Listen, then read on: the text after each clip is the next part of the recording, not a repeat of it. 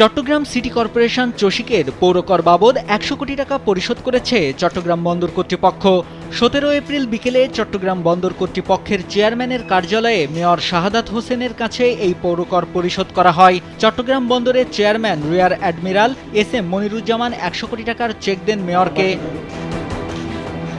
City কর্পোরেশনের এক সংবাদ বিজ্ঞপ্তিতে বলা হয়, এটি বন্দরের কাছ থেকে সিটি কর্পোরেশনের পাওয়া সর্বোচ্চ পৌরকর। সাবেক মেয়র আ.জ.ম নাসির উদ্দিনের মেয়াদে বন্দরের পৌরকর পুনর্মূল্যায়নের পর ১৬০ কোটি ১৬,৪১,০০০ টাকা নির্ধারণ করা হয়েছিল।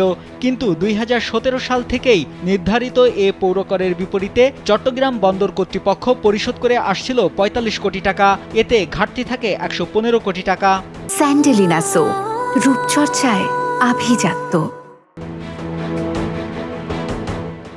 শাহাদাত হোসেন মেয়র হিসেবে দায়িত্ব নেয়ার পর নির্ধারিত পৌরকর আদায়ের উদ্যোগ নেন। পাওনা পরিশোধে বন্দরকে চিঠি দেয় সিটি কর্পোরেশন। বন্দর কর্তৃপক্ষের টাকা পরিশোধের বিষয়ে মেয়র শাহাদাত হোসেন জানান, বন্দর থেকে পৌরকর আদায়ের বিষয়ে মন্ত্রণালয়ে তদবির করেন।